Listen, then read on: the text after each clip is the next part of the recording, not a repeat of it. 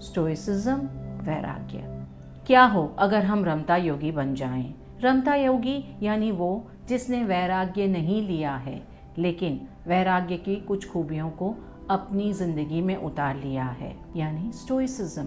5 choices या नियम जिनसे हम अपनी जिंदगी में स्टोइसिज्म को उतार सकते हैं। स्टे ट्यून्ड टू नो मोर। हमारे प्राचीन शास्त्रों में जिंदगी को 4 आश्रमों में बांटा गया है: ब्रह्मचर्य, गृहस्थ, वानप्रस्थ और संन्यास।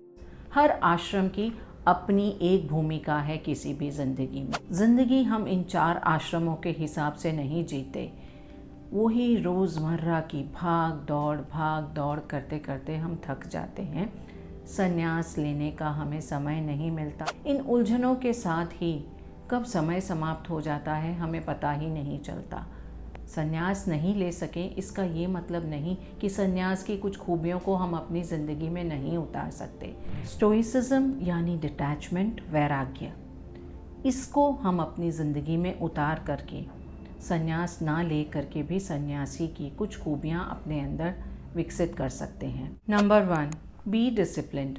हम बहुत अच्छे हो सकते हैं आज ही, लेकिन इसे हम कल पर टालते जाते हैं। सारी इन्फॉर्मेशन रहती है लेकिन हम उस इन्फॉर्मेशन पे काम नहीं करते। हमें रिजल्ट्स अच्छे चाहिए होते हैं, लेकिन सिर्फ इन्फॉर्मेशन, सिर्फ प्लानिंग, इनसे क्या रिजल्ट्स अच्छे होंगे? हम क्या कर रहे हैं इस पर ही हमें रिजल्ट्स मिलते हैं। और जो कुछ भी हम कर रहे हैं इसके लिए हमें डिसिप्लिन्ड होने की ज़रूरत है। डिसिप्लिन्ड रहें और अपनी ज़िंदगी में वैराग्य को उतारें। नंबर 2, समय ना गंवाएं, समय का सदुपयोग करें। हम सिर्फ चीज़ों को टालने में ही समय ज़ाया नहीं करते। हमारा फोकस उन चीज़ों पर रहता है जो इतनी इम्पॉर्टेंट नहीं है। हम दूसरे क्या सोच रहे हैं इसके बारे में ज़्यादा सोच रहे होते हैं। इसके अलावा हमने पहले क्या गलतियाँ की है इस पर हमारा ध्यान रहता है। तो सिर्फ एक्शन ही नहीं, हमारे थॉट्स में भी हम काफ़ी सारा समय व्यतीत कर रहे होते हैं जो व्यर्थ जाता है। ज़िंदगी एक बहुत खूबसूरत तोहफ़ा है, इसे एक्सेप्ट करना है। जब हम अपने समय को वेस्ट कर रहे हैं तो इस गिफ्ट को हम रिजेक्ट कर रहे हैं। Accept the gift of life. Number 3, advance में तकलीफ़ ना उठाएं। हम काफ़ी समय चिंताओं में उलझे रहते हैं कि ये हो गया तो क्या होगा, वो हो गया तो क्या होगा, ये नहीं हुआ तो क्या होगा।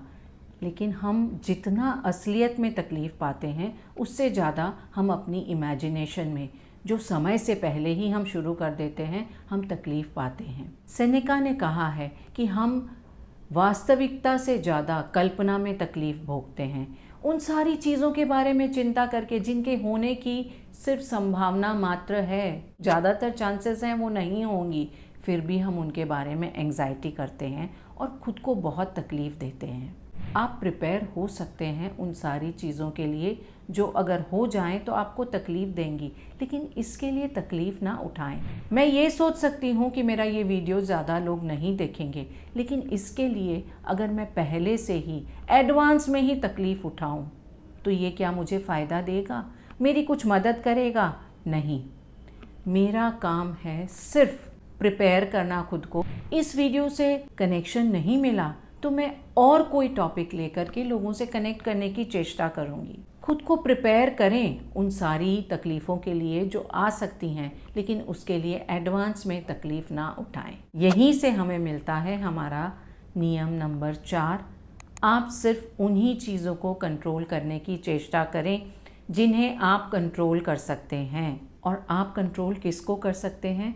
खुद के एक्शंस को। अपने एक्शंस को कंट्रोल करने के लिए सबसे पहले तो आपको अपनी लाइफ में प्रायोरिटीज़ सेट करनी है। जो चीज़ें ज़रूरी हैं उन्हें हाँ कहें, और जो चीज़ें इतनी ज़रूरी नहीं उन्हें थोड़ा साइड में रख सकते हैं, और जो बिल्कुल ज़रूरी नहीं उन्हें तो बिल्कुल हटा ही दें। आप देखें आपका अपने एक्शंस पे कितना कंट्रोल आ जाता है। खुद को फिज़िकली, मेंटली चैलेंज करें। इसके लिए अगर आप थोड़े अज्ञानी, थोड़े नासमझ भी नज़र आएँ तो कोई हर्ज नहीं है, क्योंकि आप जब तक क्यूरियस हैं, आप जब तक ये दिखाने को तैयार हैं कि मुझे नहीं पता इसके बाद क्या होगा, नेक्स्ट स्टेप मुझे नहीं आता, हम काफ़ी आगे बढ़ सकते हैं। समय निकाल करके स्टीव जॉब्स का stay hungry stay foolish speech ज़रूर से देखें। ये एक ऐसी स्पीच है जिसका थोड़ा सा हिस्सा भी हम अपनी ज़िंदगी में उतार लें तो हम बहुत आगे जा सकते हैं। आपने जितनी यात्रा तय की है वो तो ठीक है, आपको कितना दूर जाना है। नंबर 5, अपने पावर को उनके लिए इस्तेमाल करें जिनके पास पावर नहीं है। उन लोगों की सहायता करें, उनकी हेल्प करें जो आपसे कमज़ोर हैं। 5 स्टोइक हैबिट्स। डिसिप्लिन्ड हो जाएं, समय व्यर्थ ना करें, एडवांस में तकलीफ़ उठाने की कोई ज़रूरत नहीं, अपने एक्शंस को कंट्रोल करें, बाकी सारी चीज़ें अपने आप कंट्रोल हो जाएंगी जितना हो सकती हैं। और 5वां, दूसरों की मदद करें, स्पेशली जो आपसे कमज़ोर हैं। इन सारी स्टोइक हैबिट्स को अपनी ज़िंदगी में उतार करके हम अपनी ज़िंदगी में एक ऐसा वैराग्य ला सकते हैं जिसके लिए संन्यास लेने की ज़रूरत नहीं। अपने चारों तरफ नज़र दौड़ाएं, आप देखेंगे हर शख्स में कोई ना कोई ऐसी खूबी होती है जो उनको हल्का सा वैरागी, सन्यासी या डिटैच्ड बनाती है। बस देर है तो उस खूबी को उभारने की। ये वीडियो कैसा लगा कमेंट करें, इसे शेयर करें। Tune in for my next video. Till then it's Varsha saying bye bye.